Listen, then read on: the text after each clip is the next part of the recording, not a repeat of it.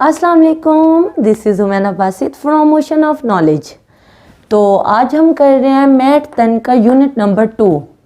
ये जो चैप्टर है इसका नाम है थ्योरी ऑफ क्वाड्रेटिक इक्वेशन। इसमें सारा कुछ हम क्वाड्रेटिक इक्वेशन के बारे में पढ़ते हैं, तो इसलिए इस चैप्टर का नाम थ्योरी ऑफ क्वाड्रेटिक इक्वेशन है। क्वाड्रेटिक इक्वेशन की थ्योरी बताई हुई है इस पूरे चैप्टर में। ये जो एक्सरसाइज है ये 2.6 हम कर रहे हैं। इसका क्वेश्चन नंबर 1 हम कर रहे हैं। क्वेश्चन नंबर 1 आपके स्मार्ट सिलेबस में शामिल है। क्वेश्चन नंबर 1 के टोटल 4 पार्ट हैं, चारों पार्ट आपके स्मार्ट सिलेबस में शामिल है। मैं आपको फर्स्ट पार्ट करवा रही हूँ। क्वेश्चन पढ़ते हैं, यूज सिंथेटिक डिवीजन। हमने सिंथेटिक डिवीजन को यूज करके, इस्तेमाल करके to find the quotient and reminder.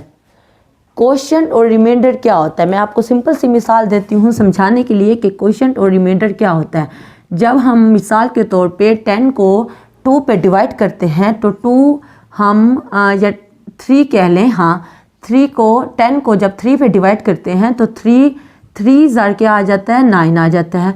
तो 10 में से 9 जाता है तो ये बच जाता है 1। तो ये जो 1 बचा है ये हमारा रिमाइंडर है, ठीक है, ये हमारा रिमाइंडर है। और जो 3 है वो हमारा क्वोशंट है, ठीक है ना, और ये हमारा डिवाइज़र होगा, ठीक है ना। अब हमने क्या करना है, हमने जैसे ये डिवीजन मेथड है, डिवीजन मेथड से ये रिमाइंडर निकला है और ये क्वोशंट निकला है। इसी तरह अलजेब्रिक उसने वैल्यूज़ दे दिए, यानी कि हमारे पास x square plus 7x minus 1, यानी कि ये पूरी वैल्यू 10 अगर हम कंसीडर करें, 10 को डिवाइड करना है किस पे, 3 पे, जो मैंने अभी मिसाल दी है, ठीक है ना। 10 को डिवाइड किया 3 पे, तो इस पूरी वैल्यू को अलजेब्रिक एक्सप्रेशन को हमने डिवाइड करना है 3 पे, यानी कि दूसरी अलजेब्रिक एक्सप्रेशन पे। लीनियर है क्योंकि x की पावर 1 है तो ये लीनियर एक्सप्रेशन है, ठीक है ना। तो हमने क्या निकालना है, हमने रिमाइंडर निकालना है और क्वोशंट निकालना है। तो उसने कहा रिमाइंडर और क्वोशंट कैसे निकालो, सिंथेटिक डिवीजन से निकालो। सिंथेटिक डिवीजन एक पूरा मेथड है, एक पूरा प्रोसेस है जिसके ज़रिए हम रिमाइंडर और क्वोशंट निकालते हैं। बहुत ही आसान तरीका है। अब हम क्या करेंगे ये देखें, हमारे पास ये जो डिवाइज़र है, ये जो इसको मैं 3 कह रही थी, ये वाली वैल्यू, ये हमारे पास हमेशा किस शक्ल में होनी चाहिए, x माइनस a की शक्ल में होनी चाहिए, ऐसे ही है। अब यहाँ हमारे पास क्या है, x प्लस 1 है, तो हम इस शक्ल में लेके आने के लिए इसको क्या करेंगे, x माइनस 1, ठीक है ना। देखें प्लस 1 की जगह पे मैंने माइनस इंटू -1 लिख लिया। इससे क्या हुआ कि ये वाली शक्ल बन गई, कैसे, x फिर माइनस और a की वैल्यू क्या बनी, -1, ठीक है ना। इसके ज़रिए जब हमने इन दो को कंपेयर किया तो a की वैल्यू हमारे पास -1 निकल आई। अब हमारे पास जब -1 निकल आई है, अब हम सिंथेटिक डिवीजन से इसको सॉल्व करते हैं। देखें अब हम सॉल्यूशन की तरफ जाते हैं।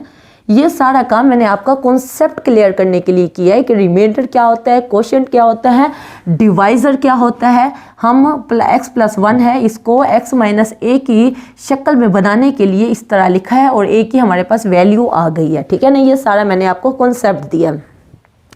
क्वेश्चन अब हम कह रहे हैं, क्वेश्चन में क्या करेंगे, जो हमारे पास वैल्यू होगी जिसको हमने डिवाइड करना है डिवाइज़र पे, x प्लस 1 पे, ये जो वैल्यू है यानी कि 10, मैं आपको मिसाल बार बार इसलिए दे रही हूँ ताकि आपके दिमाग में अच्छे तरीके से बैठ जाए। जो 10 और 3 वाली मैंने मिसाल दी है, इसको 10 समझें और इसको 3 समझें, ठीक है ना। अब 10 को यानी कि x square plus 7x minus 1 को जिसको डिवाइड करना है, इसको हम p ऑफ x कह देते हैं, ठीक है। ये हमारे पास p ऑफ x आ गया। अब हमने क्या करना है, क्योंकि हमारे पास a वैल्यू निकल चुकी है, a इज इक्वल टू -1, तो अब हम क्या करेंगे, सिंथेटिक डिवीजन यूज़ करने के लिए हम लिख लें ताकि कंफर्म हो जाए, यूजिंग सिंथेटिक डिवीजन। हम सिंथेटिक डिवीजन को यूज़ कर रहे हैं। वो यूज़ करने का क्या तरीका है, वो यूज़ करने का ये तरीका है कि आप सबसे पहले ये देखें, इनके कोफिशिएंट लिख लें। एक्स स्क्वायर का कोफिशिएंट क्या है, एक्स स्क्वायर का कोफिशिएंट 1 है। यहाँ एक्स का कोफिशिएंट क्या है, एक्स का कोफिशिएंट 7 है। फिर जो एक्स के बगैर वाली कांस्टेंट टर्म है उसमें क्या वैल्यू है, वो -1 वैल्यू है, ऐसे ही है। और ये जो -1 निकला है ए की, इसको हम क्या कर देंगे, इधर लिख लेंगे, ठीक है। समझ आ गई। अब हमने ये देखें क्या किया हमने 1 यानी जो p ऑफ x जिसको हमने नाम दिया था उसके कोफिशिएंट हमने लिख लिया। एक्स स्क्वायर का कोफिशिएंट 1, x का कोफिशिएंट 7 और कांस्टेंट टर्म क्या है -1, ये हमने तीनों लिख लिए।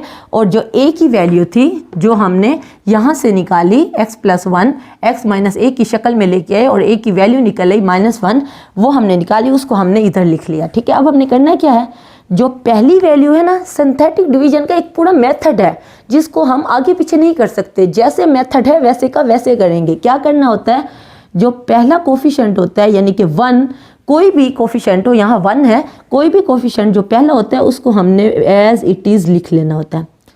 समझ आ गई, 1 हमने नीचे 1 लिख लिया। अब आगे क्या करना है, 1 को क्या करना है -1 से मल्टीप्लाई करना है। इसको इस -1 से जो हमने a की वैल्यू निकाली थी जो यहाँ हमने लिखा था उसको 1 से मल्टीप्लाई किया, तो 1 × -1 क्या आ जाएगा -1।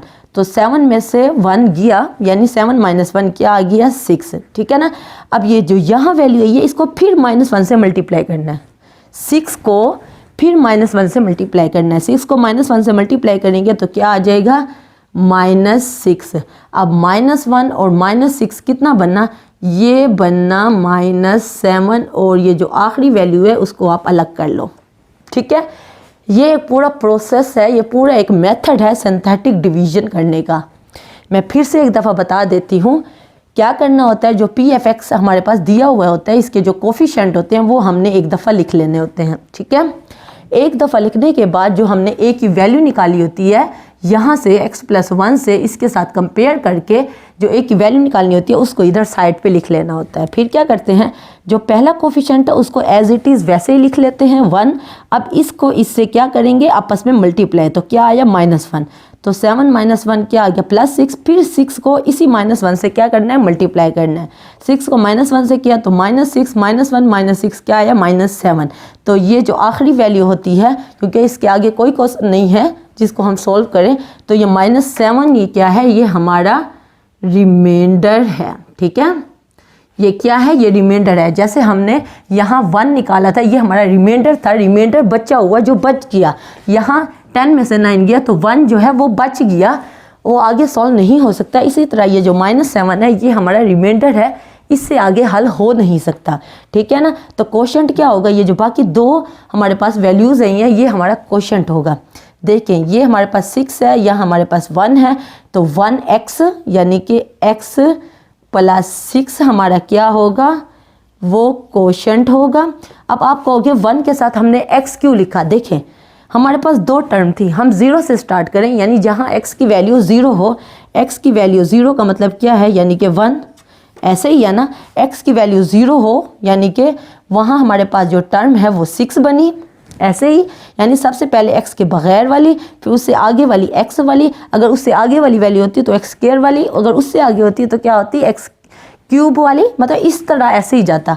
हमारे पास 2 वैल्यूज़ बनी है, तो एक का मतलब है, इसका मतलब है कि एक x के बगैर आएगी और एक x के साथ आएगी, यानी x की पावर 1 आएगी। ऐसे ही है, तो यहाँ x की पावर 1 है। देखें, यहाँ x की पावर 1 है, लिखने की ज़रूरत नहीं है। कोफिशिएंट यहाँ 1 है तो वो भी लिखने की ज़रूरत नहीं है। तो ये 1x + 6 ये हमारा क्वोशंट है।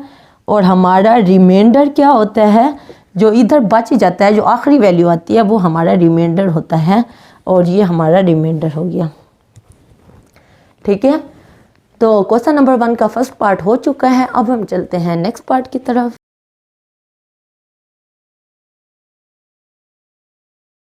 ओके, अब हम कर रहे हैं क्वेश्चन नंबर 1 के सेकंड पार्ट को।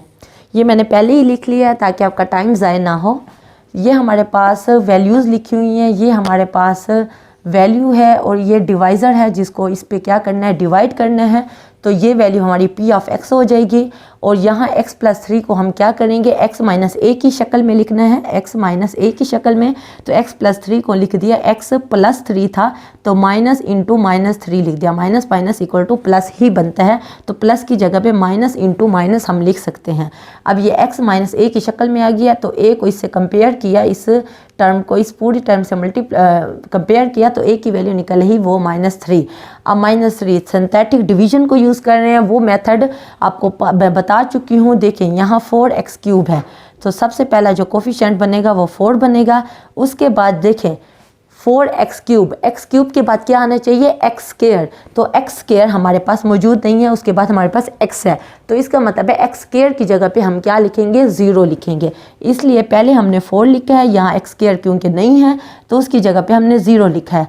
फिर यहाँ x है, x के साथ जो कोफिशिएंट है वो -5 है, और उसके बाद हमारे पास जो कांस्टेंट टर्म है वो 15 है। यहाँ बात समझने की बस यही थी कि यहाँ 4x क्यूब यानी x की पावर 3 आ रही थी, पीछे तो x की पावर 2 थी ना, तो हमने सिंपल कोफिशिएंट लिख लिए। यहाँ x की पावर 3 आ रही है, फिर जो अगली टर्म है वहाँ x की पावर 2 नहीं है, क्या है, x की पावर 1 है, यानी कि दरमियान में उन्होंने x स्क्वायर को स्किप कर दिया। लेकिन सिंथेटिक डिवीजन में हमने स्किप नहीं करना, हमने तरतीब वही रखनी है। पहले x क्यूब वाली अगर वैल्यू है उसको लिखेंगे तो उसके बाद x स्क्वायर वाली वैल्यू ही आएगी, x स्क्वायर का कोफिशिएंट ही आएगा। क्योंकि x स्क्वायर हमारे पास है नहीं तो इसलिए 0 लिख दिया, फिर -5 और फिर 15, ऐसे ही है। और a हमारे पास निकल चुका है, वो -3 है, तो -3 को इधर साइड पे लिखेंगे। ये सिंथेटिक डिवीजन को यूज़ करने का तरीका है, सिंथेटिक डिवीजन इसे ही कहते हैं, ठीक है ना। तो -3 जो हमने a निकाला इसको साइड पे लिख लिया, जो पहला कोफिशिएंट है 4 उसको सेम टू सेम वैसे ही लिख लेंगे। अब क्या करेंगे, 4 को -3 से मल्टीप्लाई करेंगे, बिल्कुल वैसे ही तरीका जैसे मैंने फर्स्ट पार्ट में बताया है। 4 को -3 से मल्टीप्लाई किया तो क्या बन गया, -12, 0 -12 क्या बनेगा, -12, फिर -12 को फिर -3 से मल्टीप्लाई करेंगे तो क्या आ जाएगा, माइनस इक्वल टू +12 को 3 से करेंगे तो क्या आ जाएगा, 36, 36 -5 तो क्या आ जाएगा, +31, 31 को फिर -3 से मल्टीप्लाई करना है, यानी जितनी भी वैल्यूज़ नीचे आनी है उनको इसे जो a हमारे पास वैल्यू निकली है जिसको हमने साइड पे लिखा है इससे मल्टीप्लाई करना है। तो 31 को हम -3 से मल्टीप्लाई करेंगे तो क्या आ जाएगा, यहाँ मैंने नहीं लिखा, ये बन जाएगा 93 बन जाएगा, ऐसे ही बन जाएगा ना। 31 को जब 3 से करेंगे तो ये क्या आ जाएगा, 93 आ जाएगा। तो उसके बाद हमारे पास -93 + 15 तो क्या आ जाएगा हमारे पास, -78। जो लास्ट वैल्यू होती है वो हमारे पास रिमाइंडर होता है, मैंने r से जाहिर किया है। और ये जो हमारे पास टर्म है, देखिए अब यहाँ 3 टर्म्स हैं, तो ये पहला कांस्टेंट टर्म, दूसरी x के साथ और तीसरी x स्क्वायर के साथ। तो यहाँ देखिए 4x स्क्वायर -12x + 31 हमारा कोशेंट हो गया और -78 हमारा रिमाइंडर हो गया, और हमने रिमाइंडर और कोशेंट ही निकालना था।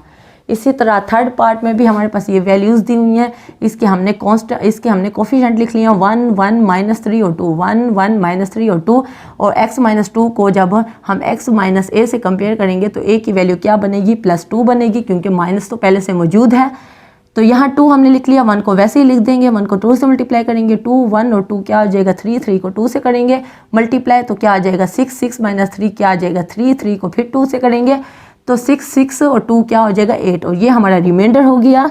और ये 1 2 3 तो ये कांस्टेंट टर्म, यहाँ x और यहाँ x स्क्वायर, तो 1x स्क्वायर 1 को लिखने की ज़रूरत नहीं होती, x स्क्वायर + 3x + 3 और रिमाइंडर = 8। तो क्वेश्चन नंबर 1 के 3 पार्ट थे, मुझे लगा 4 पार्ट है, नहीं 3 ही पार्ट है। तो क्वेश्चन नंबर 1 आपका हो चुका है। मैंने अब सोचा है कि मैं आपको कम करवाऊँगी ताकि आपके लिए भी आसानी हो और मेरे लिए भी आसानी हो। तो उम्मीद है आज का लेक्चर आपको पसंद आया होगा। अगर आप मेरे चैनल पे नए हैं तो प्लीज़ मेरे चैनल को ज़रूर सब्सक्राइब करें, और अगर आपको मेरी वीडियो थोड़ी सी भी इंफॉर्मेटिव लगी है तो मेरी वीडियो को ज़रूर लाइक करें।